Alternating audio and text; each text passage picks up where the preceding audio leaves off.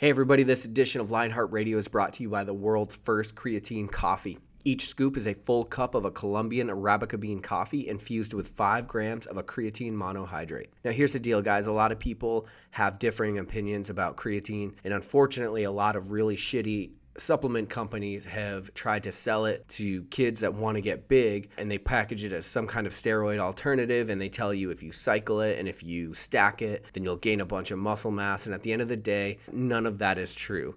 What is true is that it's one of the most studied and beneficial supplements on the market for strength, recovery, and endurance. So whether you're a runner, whether you are a strength athlete, or whether you're somebody that wants to enhance cognitive function and just feel healthier in everyday life, a pharmaceutical-grade creatine monohydrate is going to help get you there. Go to www.creatinecoffee.com to learn what all the hype is about. And now, on to the show.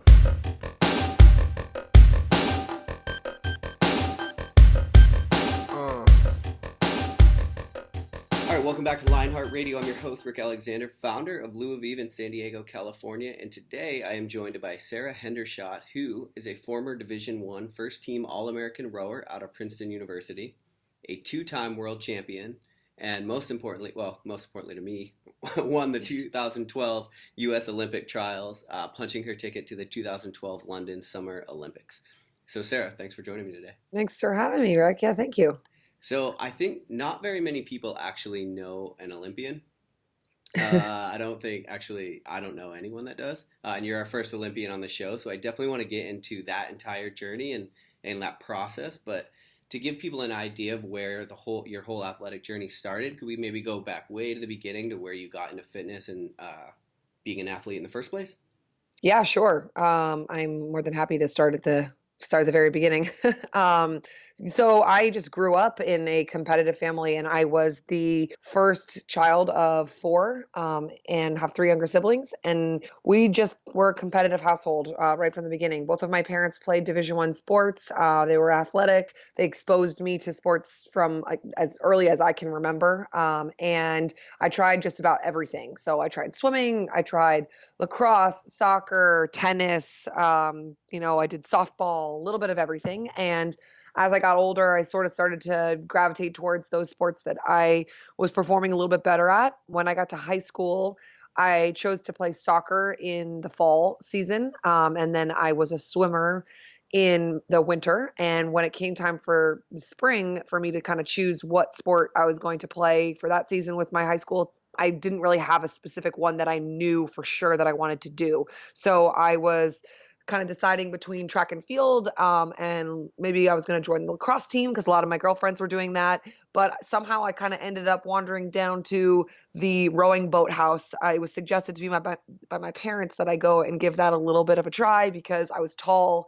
I already had this endurance base from my swimming background and from doing that from when I was about 4 years old. And they had heard that, there was opportunity to gain scholarships to go to college in rowing through the Division I Title IX, scholarship system. So I went down to the boathouse and tried it out. And it was pretty clear from the beginning that this was going to be a sport that no matter, depending on how much energy and effort I wanted to put into it, that was going to dictate how much I got out of the sport. And that I loved. So found rowing at the age of 14 and just kind of took off from there. So that's interesting. So you went into rowing actually thinking like, hey, this is my chance at a scholarship. Yeah, because I knew I wanted to play a sport in college. And for a long time, I thought that was going to be either soccer or swimming. And I probably could have gone to a Division III school for soccer. And my shoulder kind of became the limitation for me with swimming. I developed an injury through just the years, and I think probably not perfect technique, and a lot of volume training there with swimming. And so I found rowing as an option that, that was another potential way that I could go to a Division I school and play sport. So I'm curious, when you were swimming and playing soccer, so soccer is a bit of a longer time domain and definitely, an endurance sport as far as like the physiology of it. And I'm curious, were your swimming distance, were they endurance? And then how did that transfer to rowing? Because I was looking at your time domains for rowing, and it was like more like the 7-minute time domain. Is that correct? Right. And so actually what typically would end up happening was that I would finish up a soccer season, and yes, I'd be in good shape, but it was a very different kind of shape. It was more of, continuous moving on the field for an extended period of time and then with sprinting bursts. But I would enter into the swimming season in less good endurance shape. And after an entire winter of working on swimming, which was just primarily aerobic and hitting a lot more of those middle distances, and my races were typically between the 100 and 200 meters of distance, that actually translated a lot better to the rowing fitness than my soccer fitness did. And actually, that's a pretty common trend. There are a lot of overlap. There's a lot of overlap between swimmers and rowers, and a lot of swimmers that turn into rowers when they get to that collegiate level.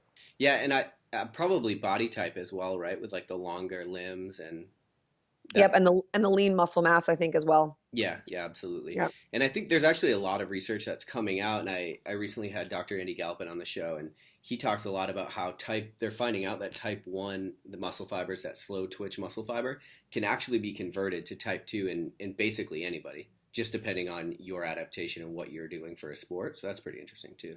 Yeah, rather than everybody saying I'm just a fast twitch or a slow twitch athlete, it's actually about training those systems properly. Right, yeah, absolutely. Yeah. Yep. So when did you realize that you wanted to be an Olympian? And then the second part is like, when did you realize that you actually could be? So when did I realize I wanted to be? That I can pinpoint back to about 10 years old.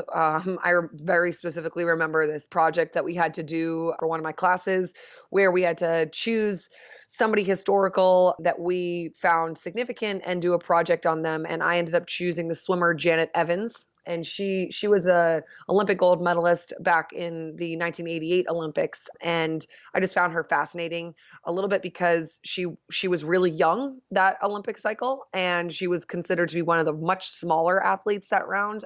And although I wasn't small to be fair, as far as the average height goes, I'm 5'11", 160. In the rowing world, I'm small on the elite rowing world. Most of the women that make the Olympic team are over 6 feet. So maybe something about that. I connected with this underdog, smaller person kind of story. And I just knew I wanted to go to the Olympics. And so I thought that was going to be through swimming, and kind of had that as something that I had my eye set on. But it wasn't really until I got to college and I went to Princeton University that I realized that there was the potential for that to really happen.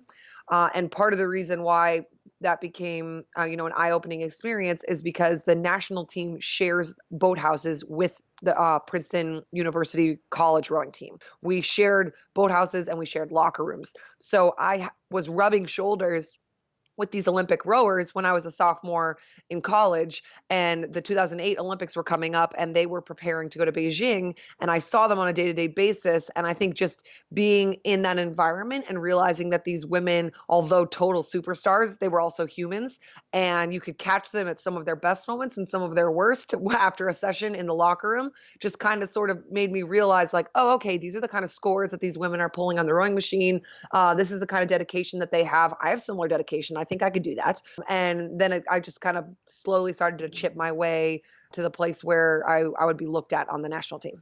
Yeah, that's actually really interesting. So I think that, and I talked to one of our episodes, Mike Bledsoe, we talked a little bit about this, but people have this idea of like what reality is for them. So if you've never associated with somebody that, like, for example, is an Olympian, then to you, that's just this crazy thing that people aren't even capable of. It's like other people. It's not you. It's not people Right. you know. And it's interesting how once you did associate with those people, it really just broke that paradigm altogether. And you were like, oh, no, shit, these are people just like I'm people. Like, we can do this. I can do Exactly. this. Yeah. Yep. That's really cool. So once you finished at Princeton, and then that's when you went full time to the Dream?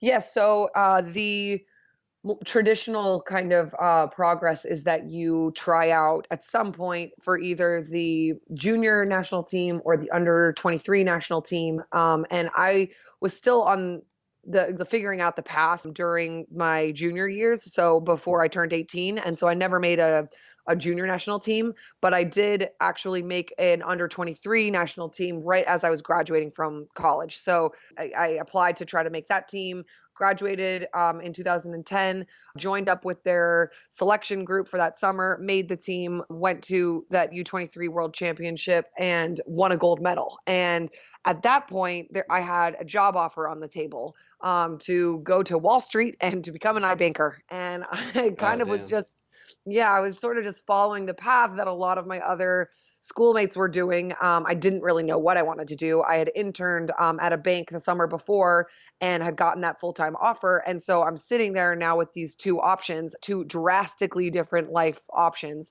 Do I go to Wall Street and, do I try to start my career and really put my head down and work my ass off and probably not see the sunlight for a few years? Or do I shelf that and do I try to now pursue this Olympic dream? And I just kind of couldn't turn down the dream of trying to become an Olympian. So I pushed back that offer from Wall Street. I actually deferred it. So I deferred it and kept it on the table, thinking that maybe I was going to go back and try that at some point. I never ended up doing that. Hmm. But yeah, so after that under 23 experience, I then joined the senior national team group, which was a whole different level, and just started to train with their group. And it was about halfway through that Olympic cycle. So it was 2010. We had 2 more years to go until the 2012 Olympics. What was that pressure like? So depending on relationship with your parents and your friends and all this, what was the pressure like to take that job and do probably the quote unquote safe thing at the time? Well, I think, it was tempting as far as the initial salary. It looked nice. The career route, it's pretty mapped out for you as to, you spend a certain number of years here. This is what your pay raise is going to look like. But my parents were supportive. And more than anything, my boyfriend at the time, who then became my fiance and is now my husband, he was super supportive and really kind of pushed me to do that. And I think because I had a network of people that believed in me and thought that, it's a 2-year go, why not give it a shot? You have the rest of your life to work. That made the decision pretty simple for me. Yeah, for sure. And I think that's actually a good takeaway for the listeners is like building that extremely like supportive network. Obviously, you don't want people that are so supportive that when you're like way in the clouds, they're going to be like, "Oh, no, definitely go do that," when it's a bad idea. But you also want somebody that's going to support you when you're trying to do something that, essentially a very, very small percent of the population is, Yeah, capable or going to do. absolutely. And I mean, that's something that I learned throughout my athletic career because I ended up training for 2 Olympic cycles. This is something that's been proven in psychology, and I was a psych major. The top 5 people that you surround yourself with greatly, greatly influence the person that you become and the characteristics that come to surface. So there were points throughout this journey where I was surrounding myself with 5 people that probably weren't the ones that needed to push me in the direction I needed to go. Mm-hmm. And as we went, finding those right voices and the right influences and those supportive people, that was really important in me seeing success. Yeah, definitely. You touched on something right there, and I'm just curious. How were you a psych major going to work on Wall Street? Like, what was the connection there? Yeah, that's kind of the beauty of liberal arts. I loved psychology when I was in school, and I kind of drifted towards that. Had taken a couple of econ classes, but that was it. And when I was interviewing for this position, just kind of sold myself as a really hard worker and a fast learner, and that it didn't matter that I didn't have the background; I was going to learn it. And I think that actually is pretty typical that a lot of people that are hired into positions like that are not necessarily finance or econ majors. They're willing to learn on the job. You just have to have a couple characteristics to get you there. Oh, okay. Yeah, gotcha. Yeah. Yeah, I was Yeah. just curious. Yeah.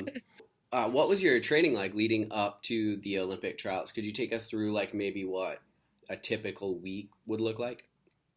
Yeah, sure. So leading up to the 2012 games, I'm 22, 23 years old, still young, body's fresh, and could handle a lot of volume.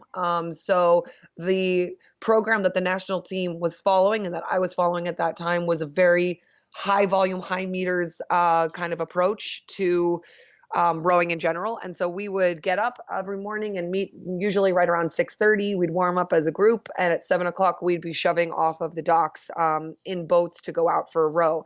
Most of the national team training is done in small boats. So that's in either singles, so you're out there by yourself in a 1-person shell, or in pairs or doubles. So those are 2-person boats that you're, just with one other person. And those small boats really force you to create a lot of skill and to develop that skill because it's just you and one other person, or it's just you. And so it's very clear as to why the boat is going fast or it's not. When you are in a 4-person boat or an 8-person boat, it's a little bit easier to hide, or it's harder to figure out sometimes why something might not be going well. So most of the training is done in small boats because it's a really great tool. And we would go out there for anywhere usually between 18 to 22 kilometers of rowing. The majority of that program is slow, long distance. So it would be, at about 70 to 75% speed off of our 2K speed. So it's pretty slow and easy. Most of it's drilling and just keeping that heart rate in a certain zone. Then we'd come in, I'd, stretch and mobilize for a little while, go home, eat breakfast. Sometimes we would have a weight session. So on the days that we had triples, we would have about an hour to an hour and a half between that first row and weight training. And then we would go and meet at the gym, do that for usually about an hour, our program would take. Then we would have off until about 2 p.m. in the afternoon, come back for another long row that was usually somewhere between 16 and 20 kilometers. So the amount of volume that we're accumulating throughout the week very typically was above 200 kilometers for that week.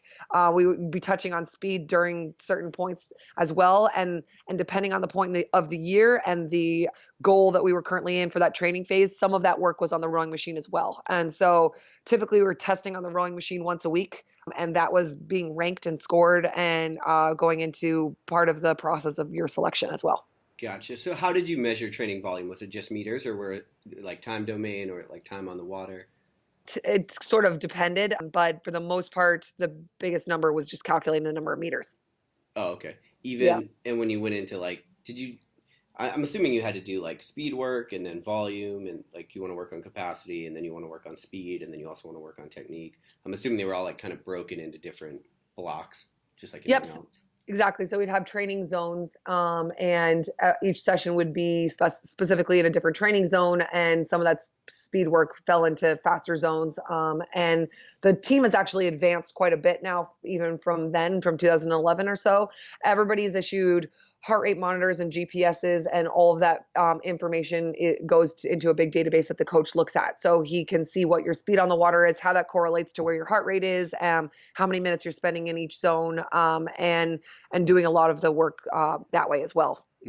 What did your weight training look like? So everything that I'm talking about in general is interesting because this was the first way that I did it. So this was leading up into London. Everything that I did leading up into the selection of Rio was completely different. So this program that the training center was following when I was with the national team was very much so of like a 3x10 kind of an approach, where you would do, maybe a back squatting or front squatting one day of the week, maybe a little bit of deadlifting, a bunch of different movements, but nothing too functional, to be honest. Like we did a lot of bench pull, some back extension work, things like that, but following like a 3x10 kind of approach, where my weights didn't increase that exponentially over a period of time. And honestly, it's because you can't really, when you're doing that much volume. The volume is so crushing that you, one, are always worried about that next erg score or that next test on the water, and trying to keep yourself as fresh as possible for that. So a lot of the team won't push their numbers in the weight room that hard because they're trying to conserve themselves for like the pieces that are actually going to go towards selection. And the other part is you're just fried. Your legs are fried all the time. So it's more about, I always felt like it was just maintaining strength rather than really making these big pushes of improving my strength. Yeah, I'm surprised. I would think there would be a lot of posterior chain, but I guess when you're just spending that much time on the water, that's all you have time for. Well, in my opinion, to be honest, this is where there's a lot of room for rowing in general in the United States to advance. We're a little bit behind. And I know that now because I've worked with national teams from New Zealand and people from Australia and Great Britain, and have heard now what their teams are doing, and their weight training program is very different than what the United States is. And when I was leading up to the Rio Games, had a completely different approach on weight training and on my volume training and zones and all of that. And I think started to follow a program that looks a lot more like what's being done in other countries. And personally, I liked the latter a lot better. And I saw bigger improvements in my health and my overall fitness. So I think there's room to improve there. But this approach still is winning medals for the United States, mostly in the women's eight. So there's been this very long history of winning medals. We've won 3 Olympic gold medals in a row in the women's eight at the United States. So something is working about this high volume approach for that boat specifically. So I'm a little bit naive. What's the women's eight? So the women's eight is there's eight women rowing together in a shell. There's a ninth person in the boat as well. There's a coxswain that steers the boat and actually speaks into a microphone and commands the race plan to those rowers. Hmm. So it's 8 people together, rather than the boat that I competed in at the Olympics was the pair. So it was me and one other person. Oh, okay. And did you have to spend a ton of time with that one other person? I'm just curious, leading up to the trials.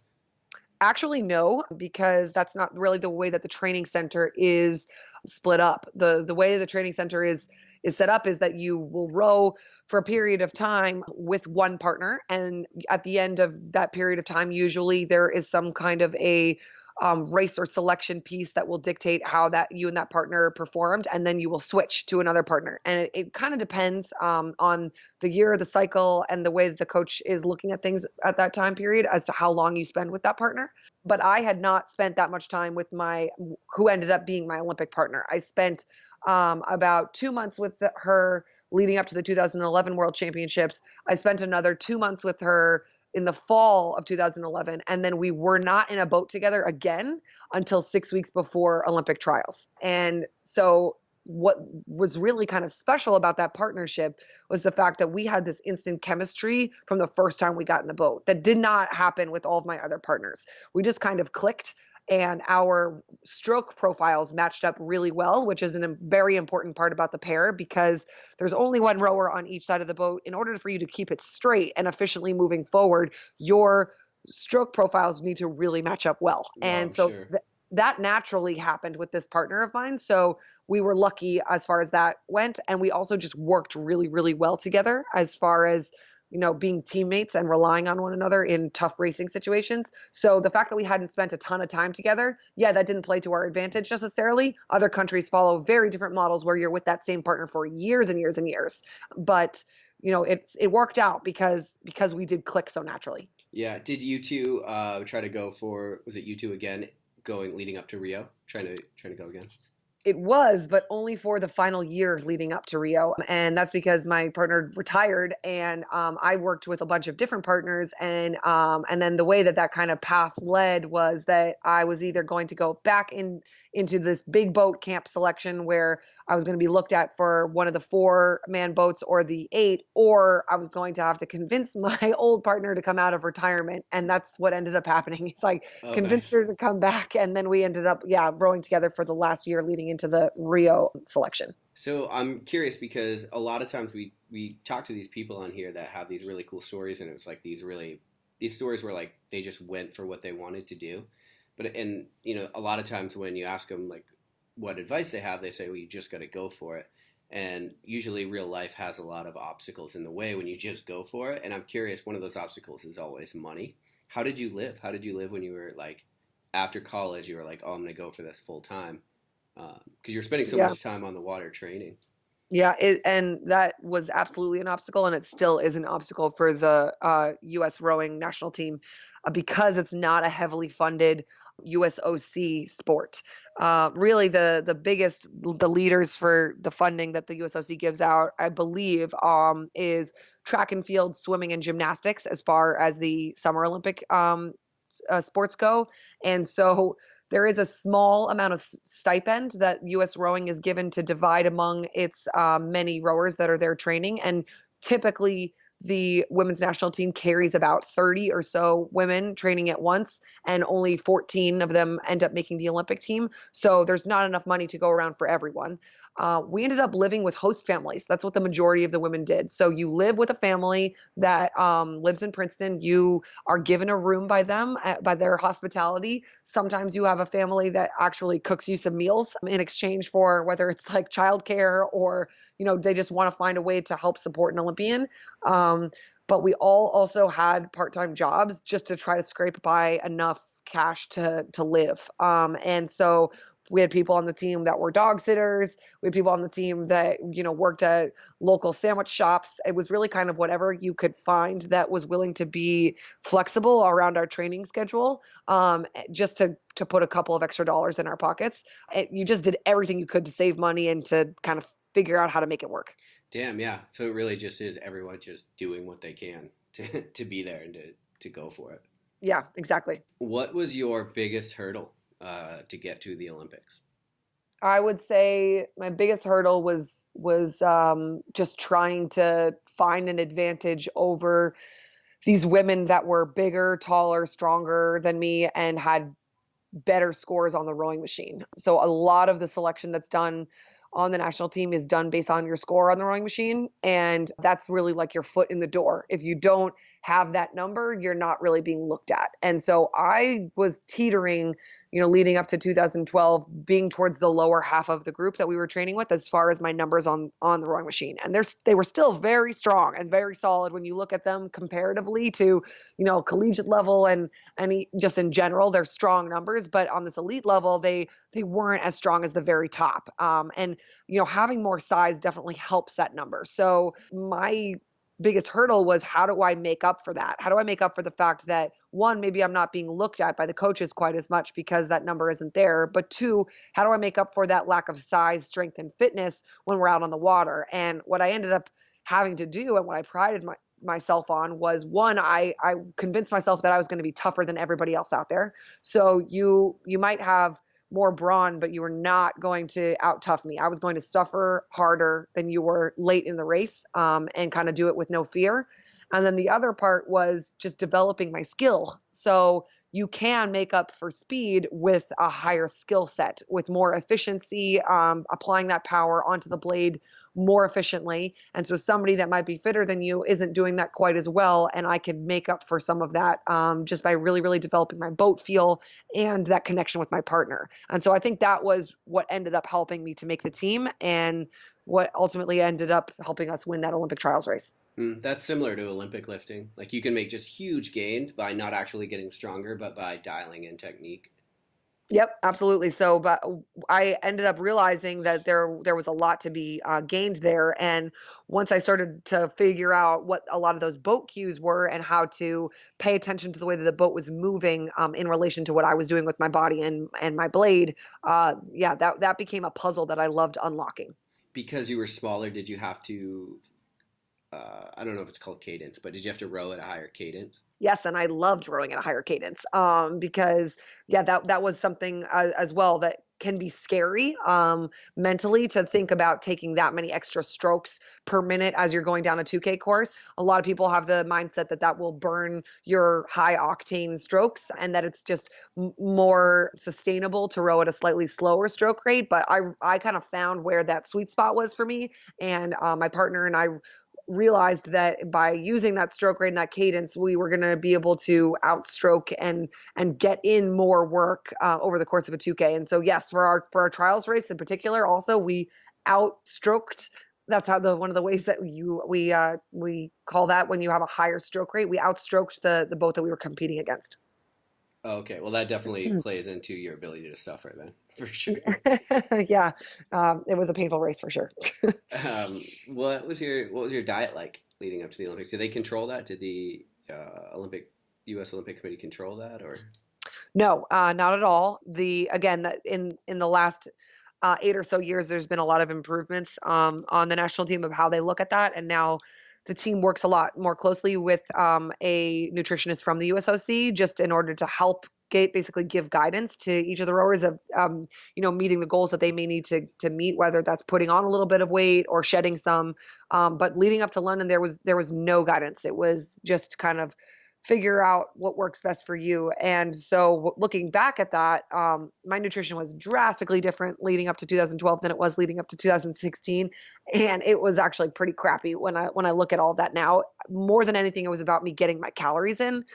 And I think because I was younger as well, I was able to get away with that a little bit. Yeah. But something now that I realized was I was bonking quite a bit in the middle of these long 20K rows out there, and I was sucking down like goo sugar packets in order to kind of like get by because I couldn't keep my energy high during these long sessions. So there was no real, diet that I was following. It was about getting in enough calories to try to survive that training load. So have you counteracted that now by adding more fat into your diet? Just curious. Yeah, so I actually ended up playing with sort of like an athletic paleo diet in 2014. After I was dealing with a ton of injury, I approached my diet that way to try to reduce inflammation more than anything else. Yeah. And then I got hooked on how much more energy I had with a lower carb, higher fat sort of diet and without any grains as a part of my diet. That made a big difference too. I could tell that I was recovering from sessions better. So that change, I wish that I had it leading into the 2012 Olympics, because who knows how that would have improved my performance. But yeah, I mean, at this point, that's kind of the eating habits that I follow now, and something that I really liked in my second cycle. And you finished 4th in 2012. I finished 4th by about a foot. Yeah, it was close. Did you replay that in your head at all? Oh yeah, Yeah. for years I did. And now I don't as much. It doesn't really haunt me anymore. But yeah, those first few years after, it was just, I was constantly thinking like, what could we have changed? What did I do wrong there? Like so close. But it was watching that race when I got home from London, seeing how close it was, that kind of sucked me in for another go. Oh God. Yeah, I can imagine. Yeah. Yeah, so right before this episode airs, we are airing an episode with Zach Bitter, who has the world American record for the 100-mile distance. This season, cool. Yeah, he ran a 7-minute mile for 100 miles. Fucking Oh my God. animal. But the reason I bring that up is because he actually cited bringing in fats and less grains for the exact same reason, which was to control inflammation for recovery. So, yep, it was huge. Definitely onto something there. Just for perspective, what's your 500-meter time on the rower? On the concept too. Okay, so I mean, this hasn't been tested in a while, but my best ever that I did was right around a 123 Okay. for 500 meters. Yeah. And it, depending on, what kind of part of the training cycle you're in, that's going to shift as well. Because when you're doing a lot more power specific work, that number is going to be better, but you don't want that number to be too good, or it's going to actually make your 2000 meters suffer a little bit. And really, what the distance that we're training for, yes, is 2000 meters, but you're training for repeatable 2000 meters over the course of a week, because that's how the World Championships is set up. That's how the Olympics is set up. You have to be able to recover and then go full bore at that 2000 meter distance again, just a day or a couple of days later. Interesting. So it really is actually an endurance event. That's interesting. Yeah. So I looked at that 7-minute time domain and I'm like, yeah, that's not really endurance. But yeah, it is when you look at the body of work that you have to do over a championship weekend. And I mean, it's interesting because I've looked at how this compares to track and field events, and even those middle distance events that maybe are closer to 7 minutes, and they have to go through heats sometimes as well before getting to the final. But the approach in general, I think, in track and field is a little different. Everybody sort of conserves for the most part as they're advancing, and that doesn't always happen in rowing. You don't know really what you're going to get, and the conditions play a really big part of that as well. So what kind of water conditions are there? What kind of wind conditions are there? And if you can't predict that, that can make the race a totally different ball game. So when you have a big headwind, you can add a minute onto the time that race is going to take, and it feels completely different. So you kind of have to be ready for anything. Yeah, a minute all out too, because yeah, don't get me wrong, because an 8, 7, 8, 9-minute time domain, at least the only thing I can compare it to is CrossFit, but like when you have an 8-minute AMRAP, it's short enough that you absolutely have to go full bore, and long enough that it just fucking hurts. Yes, absolutely. I'm sure that's similar. Okay, so my final question about the Olympics, the Olympic Village afterward. Can you tell us about that? Or is it like a Vegas thing where you can't? Okay, perfect. No, you can talk about it. The village was pretty awesome. So the way that things were set up for us actually is that in London, the rowing course was about 45 minutes or so outside of the city. So in order to make this convenient for everybody that was competing on that course, they had us in a rowing village specifically while we were competing. So we were not in the main Olympic village for racing time, but when that was done, we moved out of the rowing village and into the main Olympic village. So right after we're finished with all of our performance, we get to be surrounded with all these other cool athletes. And it felt like being on a college campus of all really athletic, beautiful people. And Yeah. like the cafeteria was just the coolest thing ever because you're running into all these big time athletes and people that have either just won gold medals or are about to go try to attempt to win them. And so there's a mix between people celebrating and also trying to be respectful of the fact that not everybody is done competing yet. We shared suites with our other teammates. So, there was varying experiences among this group because I was in a relationship at the time and others were single. So we had, different experiences over the course of that week. And it was fun to kind of see different perspectives of how people unleashed after competition was done. But as far as the partying scene went, like that was really fun because we hadn't been doing any of that for years leading up to it. Like no alcohol, like no late nights. I was in bed at 8 or 8:30 every night for years leading up to that. So I essentially had this massive fear of missing out and like didn't want to miss anything. So I didn't sleep for like 4 days straight, like went to every event that I could go watch to support my own Team USA teammates and then went to every party that there was. So like Oakley hosted this big party. I went to that one. Budweiser hosted a big one. Speedo hosted a big one. Just tried to kind of go to everything, meet as many people as I could. But yeah, it does live up to a lot of the stories and the stereotypes that you hear. That's awesome. Did it escalate? And I don't know if you stayed, but did it escalate after the closing ceremonies? I left right after the closing ceremonies. And I think at that point, pretty much everyone's burnt out. So I ended up going on a short little vacation after that. And I think that's pretty typical. People either go and just like veg out on a beach or they go home and completely decompress because after a whole, week of competing and then a week of partying, you're like kind of ready to come down off that high. Yeah, yeah, done. Yeah. That's awesome. Okay, so moving into row efficient, that's what you're doing right now. Do you want to talk a little bit about that? Sure, yeah. So we didn't talk too much about that my second cycle leading into Rio, but in that second cycle, I realized quite a few different things, as a maturing athlete, and part of that journey was me trying to stay injury free and figuring out how to maximize my own potential. And what I learned through that experience is that weight training actually had a big part to do with me staying healthy, and that there isn't necessarily like a one size fits all training plan that will get the best version out of everyone. And so kind of a changing and tweaking some of the ways that I was training actually gave me a way bigger benefit. So I'm trying to take some of these lessons that I learned and share them with the next generation of rowers. And that's really what we're doing with Rowficient. We're providing training plans, we're providing education, we're doing seminars at both boathouses, and now we're starting to do these at CrossFits as well because rowing is an important part of CrossFit, and all these CrossFitters are hungry for knowledge on how to improve both their capacity and their rowing stroke. So it's been really kind of a fun journey that is still, taking shape and deciding what direction it wants to go in, but taking a lot of these lessons that I've learned and the knowledge just that I have of rowing in general and trying to pass it on to the next generation of athletes. And how are you packaging that knowledge? Is it seminars or is it So coaching? it's online training plans right now, specifically designed for rowers, and then some that are specifically designed for CrossFit athletes, and then seminars as well. Yes, so seminars that are out of different gyms and out of boathouses. So for CrossFitters, because I think our audience does tend to be a lot of CrossFitters, and I think mainly they're just a good audience for anybody in the fitness community because they tend to be really open and they are hungry for knowledge, like you said. And there's so many different disciplines involved that they have to be in order to Yeah, be pretty good. absolutely. So out of what you've seen, and you do CrossFit, right? I think I've seen that. I do. I just finished my first open, but I was using a very like close to CrossFit style strength training program for the 2 years leading up to Rio as well. So yeah, I'm familiar now. When you say close to CrossFit, do you mean like a lot of the metabolic conditioning type work, or what do you mean by that?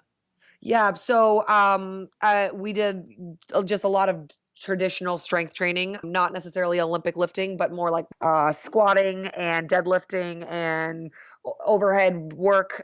as part of our strength work, but then we really got into using those metabolic pieces as well to complement what I was doing on the water, and realizing that actually I could push my physiology there because it was a movement that wasn't the rowing stroke and something that I wasn't totally familiar with. So not only do you approach it with a fresh mental perspective, but then your body is also ready to do a movement that isn't just that same monostructural movement as well. So yeah, it was a combination of both pieces. So you're using different modalities to push yourself in that same time domain, and you're finding adaptation to rowing by doing that. Yeah, and what I found that really helped me with was figuring out how to really judge my perceived effort at different points of the rowing race. So we would do pieces that were, somewhere between, 6 and 8 minutes. And I was constantly checking in mentally with myself. Is this what I should be feeling like a quarter of the way into a race? Is this how I should feel halfway through the race? And it could actually play back and forth to each other. So I was able to use that when I got back in the boat, realizing like, actually, no, I'm able to go way harder at the halfway point than I realized because I did that in the gym this week. And then being able to come back to the gym and do the same sort of thing, realizing like, nope, you have to pace yourself here because you still have 3/4 of this piece to go. And so, yeah, I actually found that made a big difference in my athletic development and my physiology. That's real awesome because that's applicable to anybody listening, no matter what your sport is, right? Yeah, That's yeah. really cool. And it's nice when after so many years of being used to seeing a number on the rowing machine, that can get a little bit mental, like breaking over these barriers of, trying to break, seeing that 140 per 500-meter split for an entire 2K, that gets a little mental. And when you don't have something that you're so familiar with in the gym, you don't have anything to compare it to. So you better just go hard. And I think that helped me to learn, like I actually had more to give than I realized. Yeah, absolutely. I'm just curious. Do you find that you have to stay away from movements with a high neurological demand because of risk versus reward? What I mean by that is like if you were to do a snatch, like obviously there's a higher risk of you doing snatch, especially for time. Do you stay away from movements like that just because it's not your primary sport?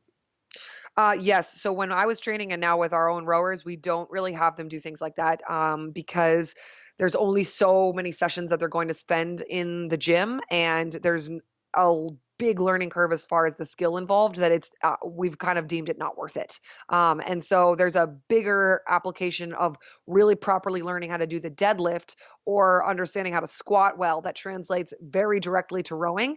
Whereas now that I'm just playing around and dabbling in CrossFit, yeah, I've started to pick up a lot more of these Olympic movements or things like handstand push-ups and rope climbs that we never included in my training when I was rowing because those were just skills that weren't quite as important for me to achieve while I was trying to be a rower. And that's something that's important right now through Rowficient. Like for the rowers specifically that we're coaching, we're not trying to make them great CrossFitters. We're trying to make them great rowers. And so that is an important part of the programming that we do. For our CrossFit athletes, we're not trying to make you great rowers. We're trying to make you good CrossFitters. So you don't have to be an Olympic caliber rower. You just have to understand your own physiology and the skill of the rowing stroke well enough to be able to adapt it into a WOD. So there is definitely a different approach for what kind of athlete you're trying to be. Yeah, absolutely. And I'm glad we're kind of thinking the same thing because I train a lot of the tactical athlete population, and I take the exact same approach. It's like if it's not what you're training for, you got to really look at that risk versus reward. Right. Now that you have done some time and worked with CrossFitters, as far as what you've seen in your experience, taking the knowledge that you have from the rowing background, what is the low hanging fruit for CrossFitters to improve on their row? Quite a few things. The first thing I would say is stroke rate work. So this is something that's very overlooked in the CrossFit world that people are not quite familiar with and don't understand the importance of. But this is something that we're trying to expose a little bit more of understanding actually the importance of training at different stroke rates because of how that will translate itself when you go to a performance type WOD piece. And what I mean by that is usually somebody will just hop on the rowing machine and just go and see what happens kind of and go off of what feels right or okay, I have to go 50 calories. That's going to take me somewhere between 3 and 5 minutes. I'm just going to go and like hang on.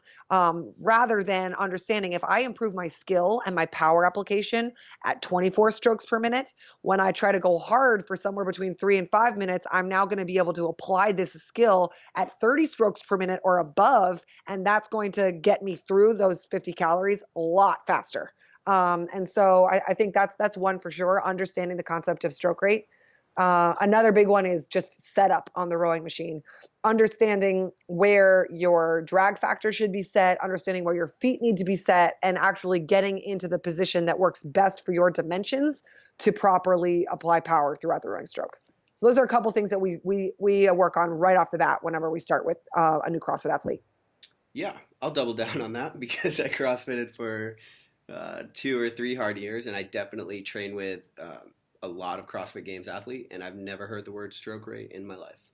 Yep. And so this has been something that's been pretty fun, that we're working with a few athletes that are getting ready to go to regionals that will probably go to the games. And that's been something that we've been hammering in since the fall, like understanding different speeds that you should be able to apply at different stroke rates. And then, based on what movement you just finished, let's like whether you're coming off of a gymnastics type movement or you're coming off of a heavy weight, that's going to change what kind of stroke rate you should be approaching the rowing machine at and how efficiently you're going to apply power. So having that in your back pocket as another knowledge piece, but also a skill, makes a big difference when you get into a performance situation. Yeah, for sure. And if it's something you're, intimately familiar with, it's definitely something that you can at least quickly flip through when you jump on the rower and you just to pace yourself, right? Depending on what you're trying to do.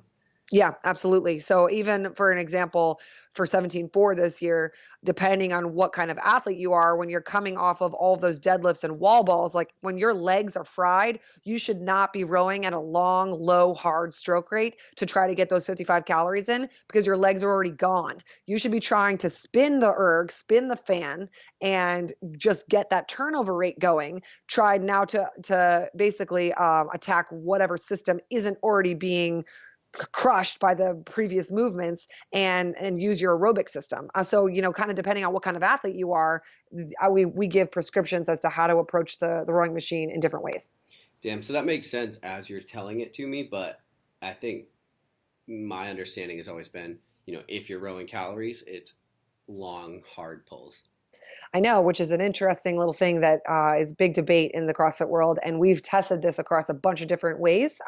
It definitely depends on what your strengths are as an athlete. If you're a power athlete and you don't have this capacity to just have this terrible lung burn and suffer through that, then yes, you're going to want to keep your heart rate down. And you can do that through a lower stroke rate and harder pulls. But at the end of the day, the most efficient way to get through calories is always to take more strokes. Because if you are properly applying power and you're taking more strokes in a minute, you are going to eat up those calories faster.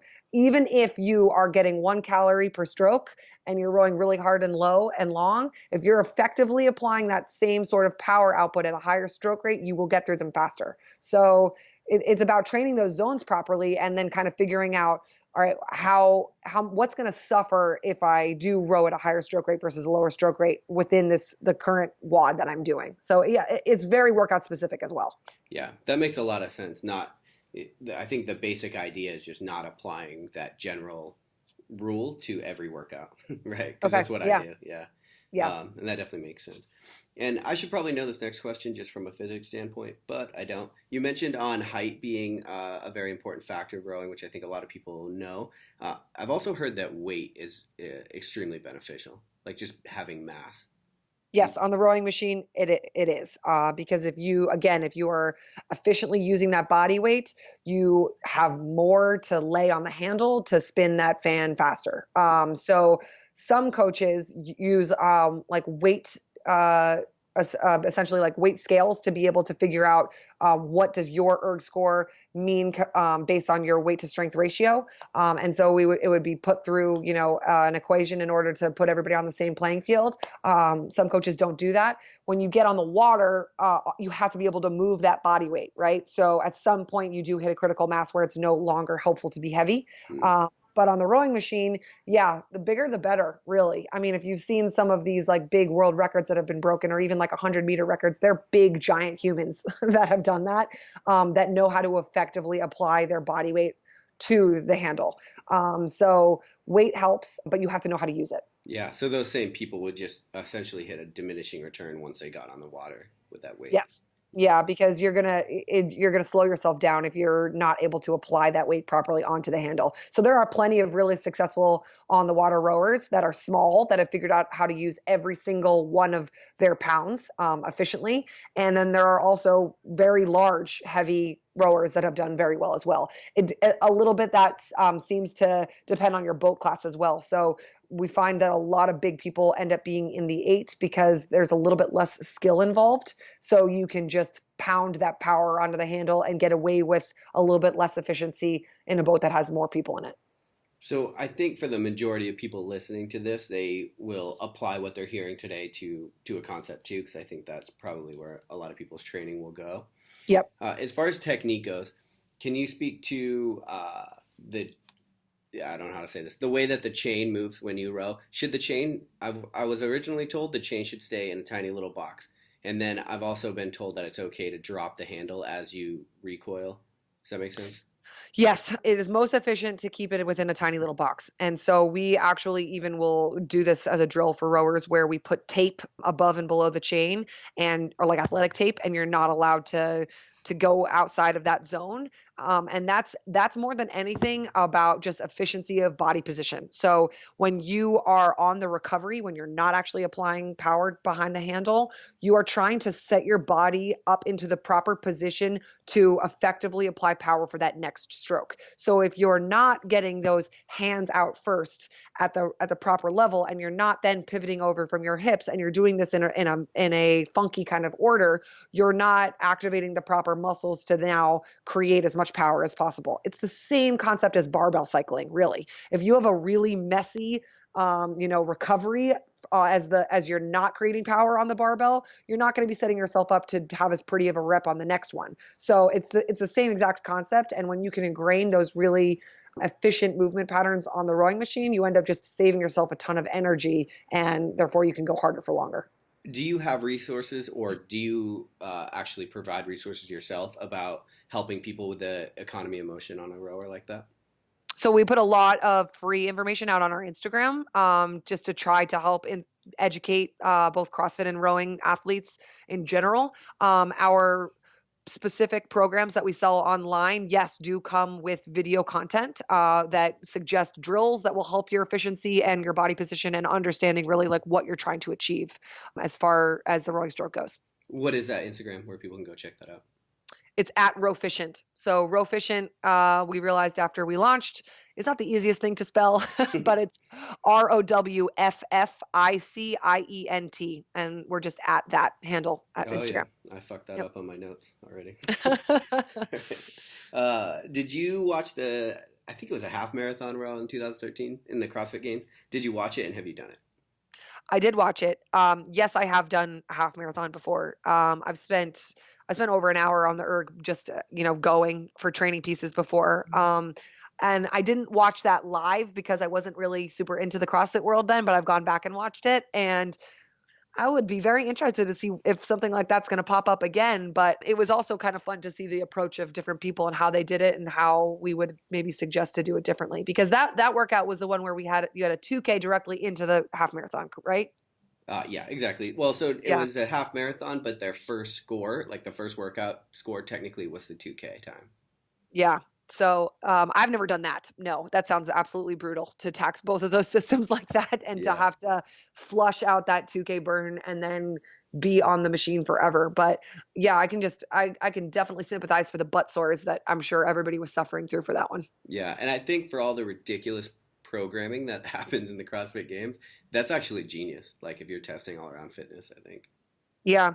And I'm just going to go ahead and put this one out here now. With the games moving to Madison and the water that is very close to the venue that the games are going to be held at, I'm calling some kind of a rowing event actually at this games.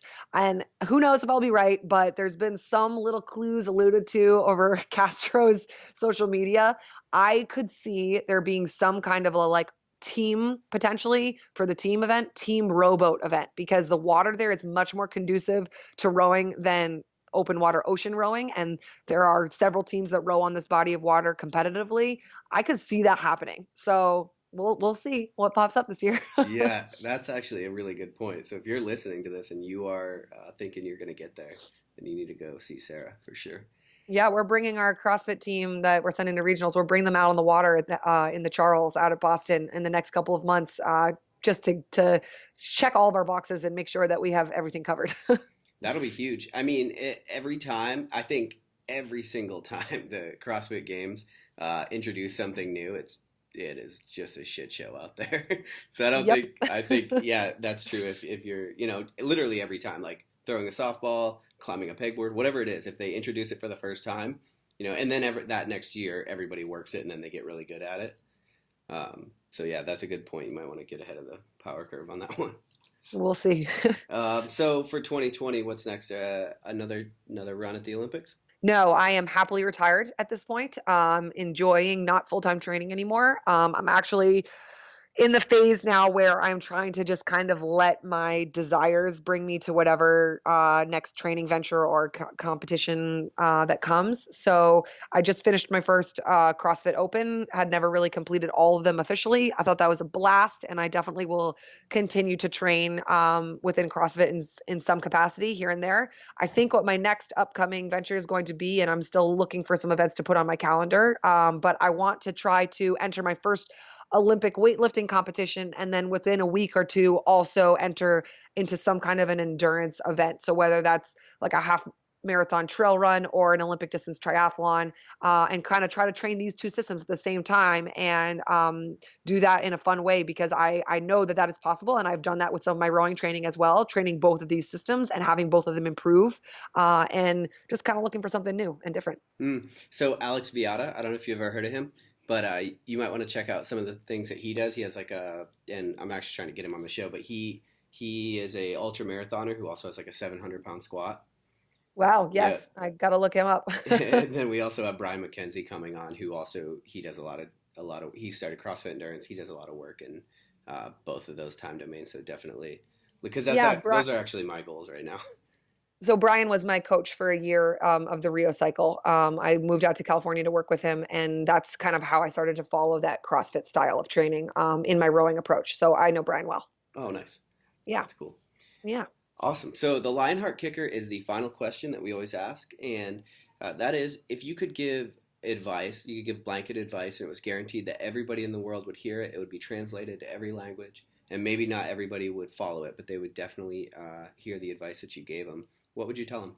Well, so maybe just to stay in the theme of the Olympic pursuit and what that journey looks like, as a piece of advice, I've seen a lot of other athletes that, think that that's going to be their dream as well, and it's something that they want to pursue. And I just think it's important to know that in anything, when you want to be the best at something, when you want to really, really be the top of whatever that category is, you have to fully commit yourself to that thing and that thing only. And that becomes your only focus and the only thing that matters. And really, I don't believe you can be the best at anything unless you have that one sole individual focus. You can be really great at a couple of things, but I don't think you can be the best. And just kind of understanding that that's the level of commitment that it takes in order to reach the top.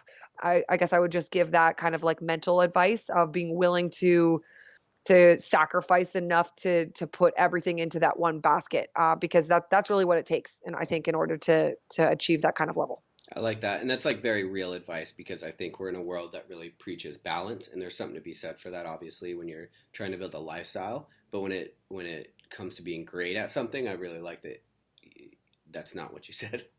Yeah, I mean, if you're trying to specialize in whatever category that is, even if you're an entrepreneur and you're trying to, have the best startup business, that's got to be your sole focus. And I think you will find a lot of CEOs that say that that's how they live. It's not a balanced lifestyle, and maybe it's not the most glamorous thing, but it does. I think it can lead to results. Yeah, 100% agree. So for people that are listening to this, how can people support what you're doing, find your programming, and follow along with your journey? Yeah, you can find us just at rowfishing.com or on social media. All social media, we're at rowfishing. So yeah, you can give us a follow if you're trying to improve your rowing. Awesome. For everybody listening, we will link that up in the show notes. You can go to lionheartrad.io, click on that, and you can find Sara. Sara, thanks for joining us today. I really appreciate it. Thanks so much. Thanks for having me. All right. Thanks, guys. Thanks for listening to Lionheart Radio. I hope that the information from today's show will make you fitter, happier, and healthier. For the show notes of this episode and every episode, head to www.lionheartrad.io. Yep, just like Lionheart Radio.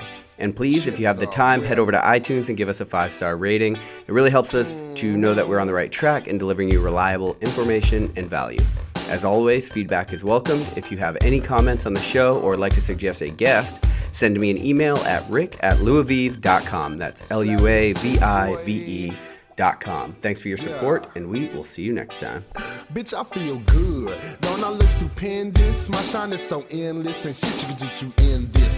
Even when I'm dead, niggas still gon' bump that chip shit. Coke, white, escalate on cinches for you dipshit. So you won't forget this. Midwest nigga be the coldest. Cleveland